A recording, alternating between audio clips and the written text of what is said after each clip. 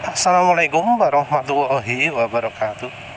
Jadi ya, penulis sempat lihat ada orang yang pamer modifikasi motor listrik,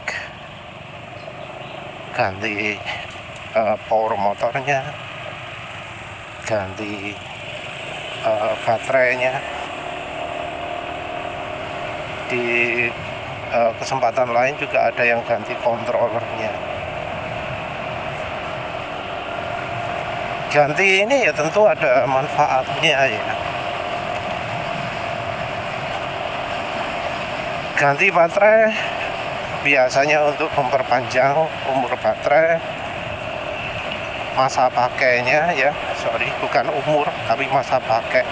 Kalau umur kan kita ngomong tahun ya, tapi masa pakai menurut yang nggak tepat juga ya penulis ngomong masa pakai. Jarak jangkau sih yang tepat itu. Jadi ganti baterai tujuannya biar jarak jangkaunya lebih jauh.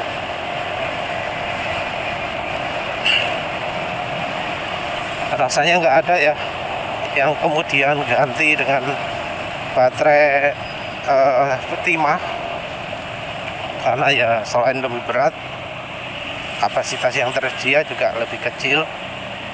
Kalau pakai baterai timah, jarak jangkaunya bisa berkurang malah. Meningkatkan jarak jangkau ini sangat penting karena ya motor listrik keterbatasan utama adalah di jarak jangkau.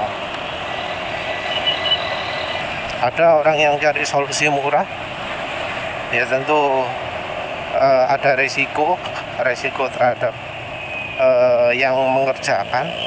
Jadi kalau yang mengerjakan nggak ahli, ada risiko besar bahaya kebakaran dan lain-lain ya. Tapi kalau ahli no problem. Atau beli yang mahal karena ya buatan pabrikan, dan entah apakah sudah ada yang buatan lokal atau enggak. Lokal secara keseluruhan tentunya ya, karena kan ya pabrik nikelnya kan di Indonesia. Sorry, bukan pabrik,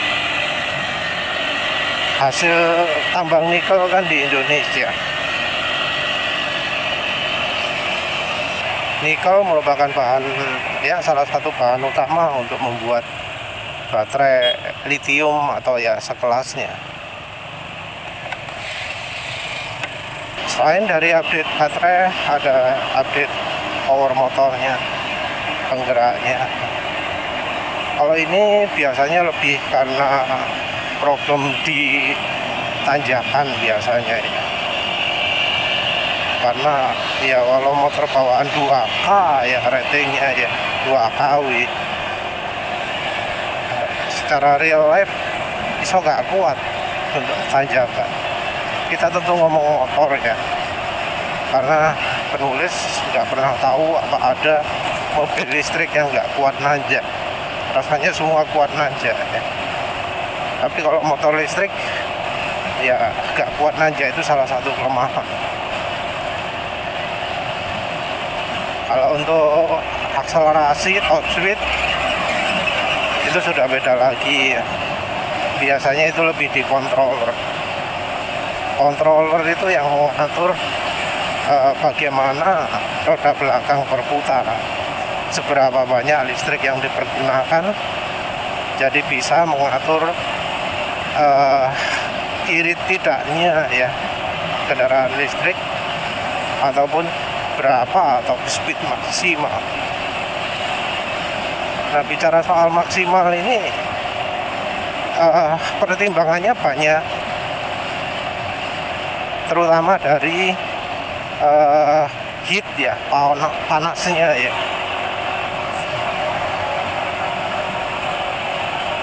Dari sisi panasnya, dari sisi ketahanan komponennya gitu ya.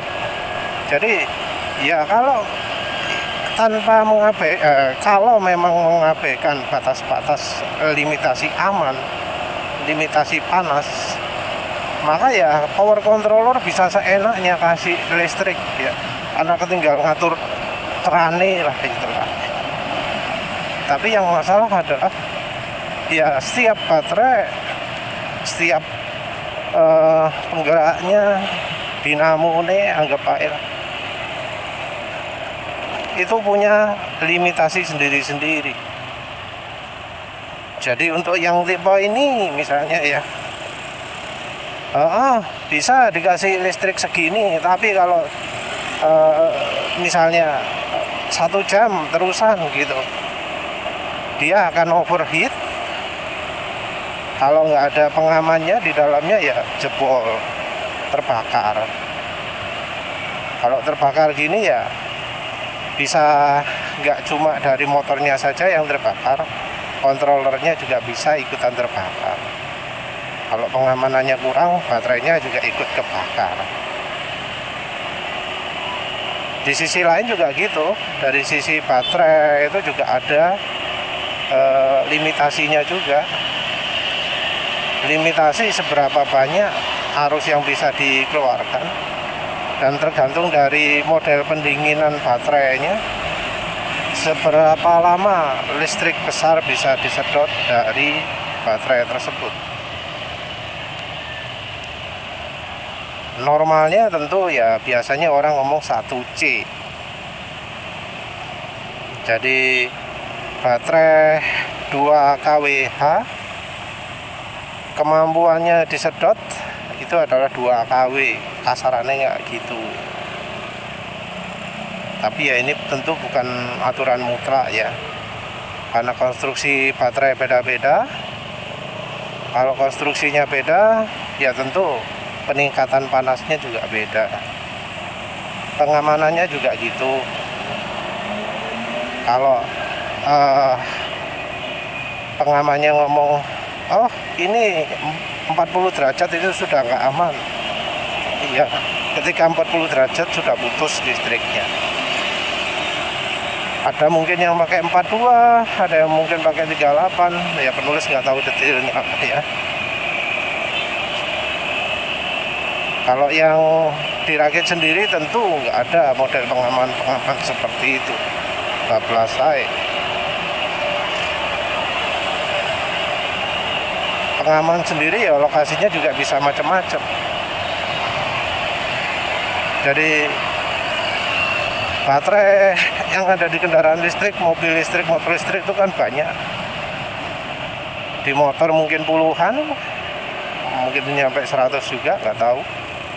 Di mobil ya ratusan bahkan ribuan.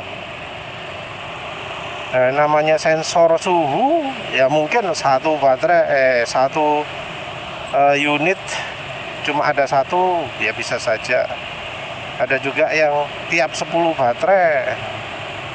Entah apakah ada yang menerapkan di tiap baterai ada sensor suhu masing-masing. Entah ya. Karena ya pasang sensor itu menambah kerumitan, juga menambah biaya juga. Karena yang namanya sensor suhu pasti juga butuh aksinya, aksi memutus jalur listrik misalnya. Memutus jalur listrik berarti ya ada beberapa kabel di situ kan ya. Dari sensornya minim 2 kabel misalnya, untuk memutus arus listrik ya minim 2 kabel. Sama kabel arusnya sendiri, jadi minim 6 jalur lah kira-kira. Nah itu kan biaya.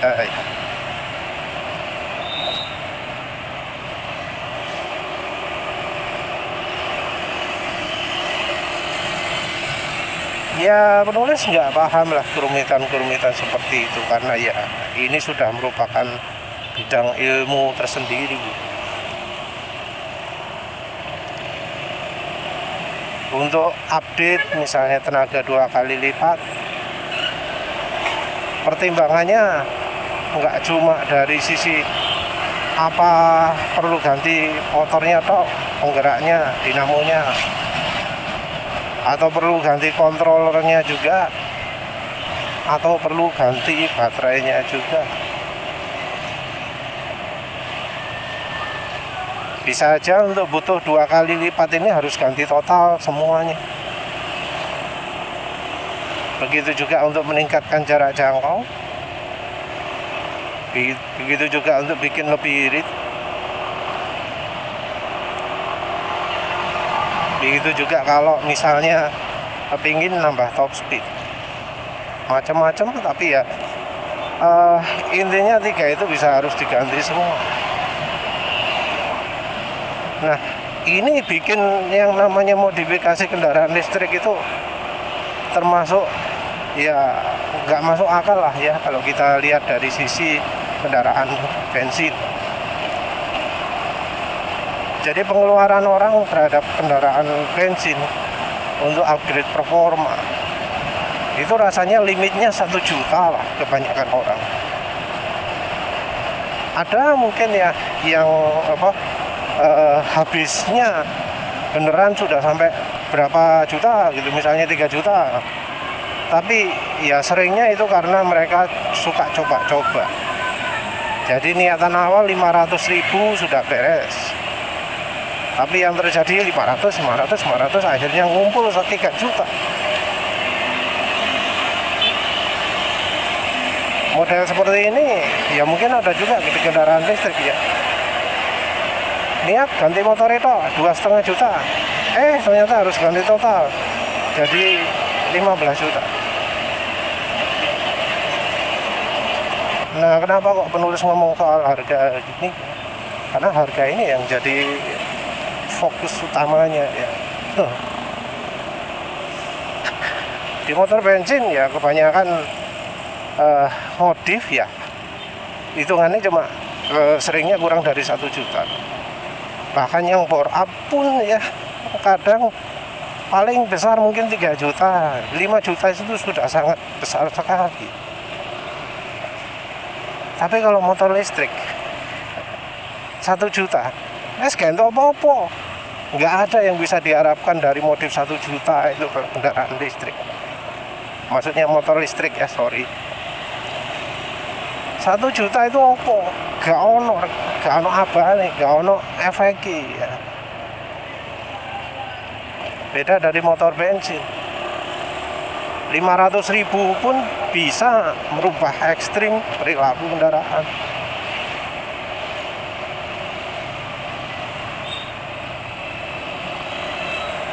Satu juta itu ganti knalpot, suaranya harus ganti, handlingnya harus perilaku mesin harus ganti. Ganti kirian 1 juta, ya di situ kira-kira modalnya cukup untuk 1 set komplit. Bakal betul-betul berbeda handling motornya. 2 juta untuk beli knalpot sama modif kirian, itu ya biasanya orang udah benar-benar puas. Tapi kalau kendaraan listrik 1 juta ya itu opo. 2 juta mungkin cuma beli kontroler doang. Nggak akan dibilang maksimal. Nggak akan dibilang sudah cukup. Nggak pernah gitu kan. 2 juta di motor bensin sudah bisa dapat top speed, dapat akselerasi. Kalau mau lo ya 2 juta juga bisa dapat lebih irit, walau ya jarang lah orang yang pingin lebih irit itu ya. Nambah jarak jangkau ya bisa ganti ukuran tangki misalnya. Ya nggak semua motor sih bisa merubah tangki. Tapi contohnya NMAX ini ada ya, NMAX Old ini kan tangkinya cuma 6,6. Ada yang menyediakan 8,8, 10 liter pun ada. Harganya ya yang penulis tahu kurang dari 1 juta. 1 juta itu mungkin sudah sama ongkos bongkar pasangnya juga lah. Ya tapi rupanya kalau untuk mereka yang gemar motor listrik itu sudah jadi apa ya, lumrahnya ya, normalnya ya. Jadi kalau di motor bensin modifikasi 5 juta itu sudah dianggap wah besar sekali itu, iso macam-macam ya. Dan kita cuma ngomong soal performa, soal irit, soal jarak jangkau, soal top speed, soal akselerasi. Kita nggak ngomong tampilan, nggak ngomong soal kenyamanan dan seterusnya. Karena kalau soal kenyamanan, tampilan ya paling kodo air. Atau malah lebih mahal karena ya sekarang ini masih terbatas ya spare partnya kendaraan listrik, motor listrik. Jadi untuk suspensi aftermarketnya, untuk roda aftermarketnya, untuk tuas rem aftermarket, untuk suspensi aftermarket, boleh ini ya. Apa aja sih? Lampu LED yo rasanya nggak ada. Apa mana? Ya pokok soal tampilan itu bisa jadi lebih sulit kalau untuk motor listrik karena ya nggak ada merek dominan di motor listrik, nggak ada merek terlaris di motor listrik. Kalau motor bensin kan bisa kelihatan mata, oh yang pakai Honda Beat banyak, oh yang pakai Mio banyak, yang pakai NMAX banyak gitu ya.